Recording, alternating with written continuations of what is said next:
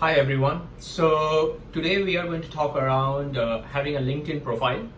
LinkedIn profile for professionals at an individual level. So we are not talking of a LinkedIn profile for corporates or for hiring managers or any kind of an association. Purely at an individual level. So I have been researching on this topic for quite some time. I've been reading around the best practices on LinkedIn, do's and don'ts, what are the things, and so on and so forth. And I've been going through a whole number of LinkedIn profiles, looking through those best practices. And believe me, there are like hundreds of points. I mean, I have written down that one should be aware of or one should need to do while having a LinkedIn profile. I will quickly go through some of the most common and the important ones. And believe me, the thing is that there are people who are very, very active on LinkedIn, who are very good contributors on LinkedIn, but have missed or somehow have not been able to focus on some of those things which are mentioned on the best practices. This including for people who are in C-level, very active on LinkedIn, very good contributors, but somehow have missed those. So I'm just going to quickly highlight on those. Maybe it is helpful. The first and the foremost thing which I would highlight is that should you choose to have a LinkedIn profile. So I leave it to your wisdom. If you wish to have a LinkedIn profile, LinkedIn is purely a professional platform. It is not a platform for personal matters and family matters. For those, you have Instagram, Facebook, and a whole host of other social media. LinkedIn is something which is defined by some of its unsaid rules that it is very much dedicated towards professional. So a couple of things. Again, I will keep on repeating throughout this video that should you choose to have a LinkedIn profile, because some of the points are very, you could say, is something like a deep dive, is something like very looking through minute details. And people would say that, oh, why do I need to be so meticulous on my LinkedIn profile? That's where I always come back, saying that should you choose to have a LinkedIn profile, then be aware of these best practices and these important things. First and the foremost thing on your LinkedIn profile, the visual aspect of it. And by visual, what do I mean? The first thing is the photograph that you have. So you get a space which is like the round thing on the left hand side top corner to put up your photograph. Couple of things on your photograph is don't take a picture which is either too close or too far away. Have a photo which you have posted which is taken at a moderate distance, like this one. Let's say, there is a portrait of you. It could be a little sideways or this way, but not too sideways that you are looking outside of the window or looking towards a completely different side wherein your face is not visible. Also, don't take a picture and post it wherein you have just come back from a very heavy exercise or something like that, in that kind of a sweaty t-shirt or something like that. Also, don't put on pictures wherein you are wearing a glass in the sense like you are wearing a sunglass or some kind of a stylish funky glasses. A lot of people do that. People who are active on LinkedIn don't do that. I don't think that's something which is very healthy.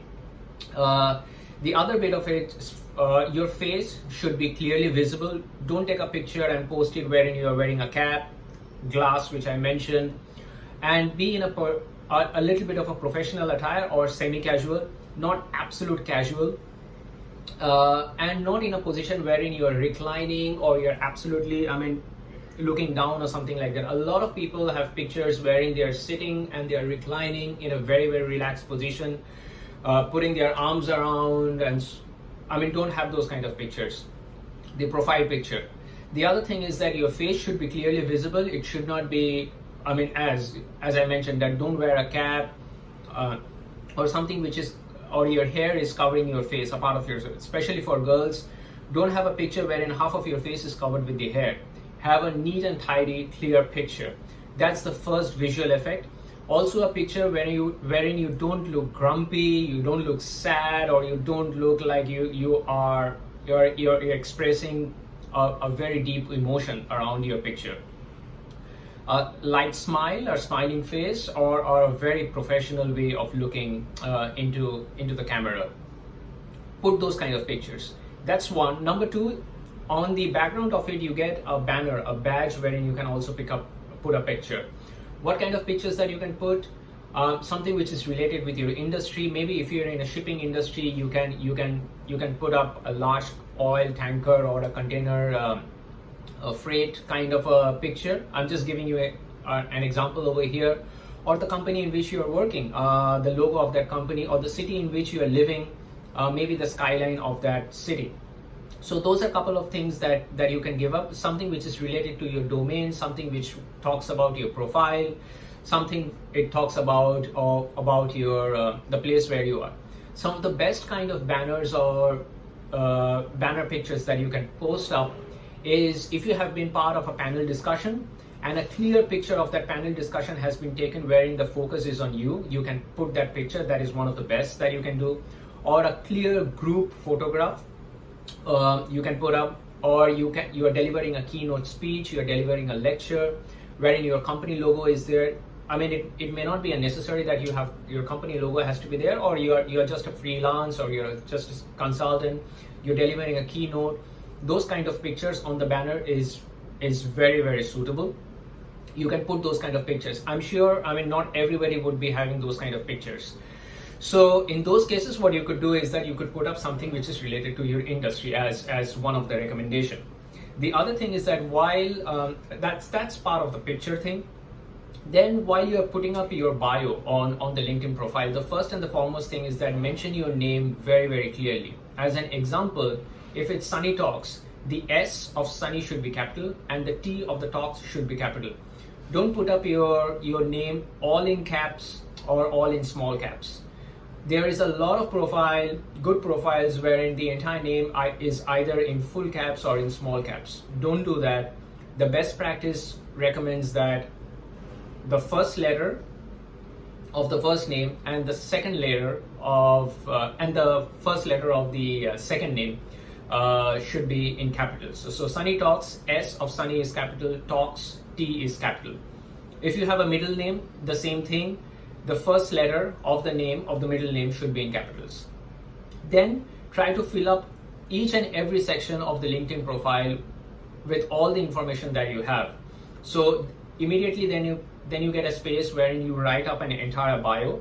I don't remember what is the word cap over there. I think it's 2000 or 2500 or 1500. I don't remember that, but use as much as possible on that space. So if LinkedIn provides you 2000 word capacity to put up your bio, write to the extent that you need to. So if you're writing up your bio and you end up in 1000 words, it's fine. If you require 1500 or you go up to the max capacity, do that. And you can write it in third person. You don't have to write as I do this, I do that, I am a sales manager, I am a business development manager, I did this role, I did that role. You can write it in third person saying Sunny Talks has 15 years of professional experience, who has been very flexible and adaptable towards sales goal, has been responsible for P&L, have been working in multiple locations, in multiple cultures, have been driving business growth in so and so domain.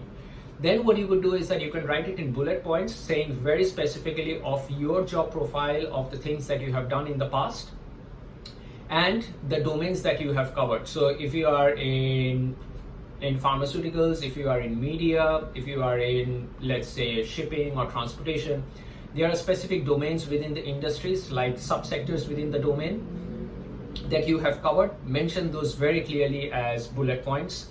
And your job role, wherein you have a project manager, you're a change manager, you're a sales, you're a business development, customer relationship manager, all those sub job responsibilities that you have, mention those. So one part mentions the job role descriptions that you have.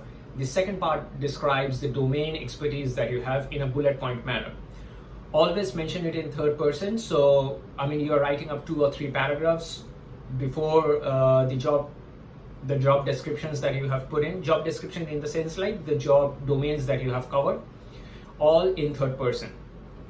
LinkedIn also gives you the space wherein you clearly mention your contact details. So have a very, very clear contact details so people can reach out to you, connect with you if they have to take an advice, if they want to have a connection, build up network, do that.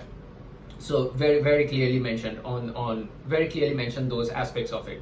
The other thing is that very clearly mention your educational aspects. So Which year have you passed out? It's an optional thing, but it is recommended that you mention. But mention your universities, your if you have any specialized diplomas and degrees that you have done, executive programs that you have done. Very, very clearly mention those universities. The reason what happens is that LinkedIn, what a lot of people on LinkedIn actually build up and build their network based on the alumni.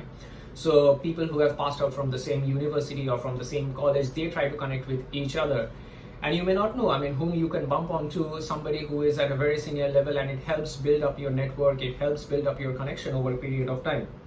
So while doing all of this, what you will also be able to find is something called LinkedIn Social Selling Index, that is SSI. Just look up for this one, Social Selling Index SSI. Very, very commonly used. It basically talks about the strength of your profile. So are you making the right kind of connections within your industry network? How are you ranked within the industry? How are you ranked within your connection? It's basically a scorecard about the strength of your profile, of the activities that you're doing. Are you connected with the right kind of people within the region, within the industry, within your network? Also, like, share, and comment on LinkedIn, but it depends on you. It's a personal choice that how much you want to do that. At the same point of time, while you're putting out all of this, try to build up connections by sending an invite, but invite with a note. So LinkedIn gives you an option of either you just hit on the tab connect and you just send across a connection to someone. But if you put in an option, so it's optional, but it's part of the best practice wherein you mention a small note. Hi, trust you are well, sending across this invite to connect. As we both belong to the same industry, we would like to network. We are living in the same city, in the same business.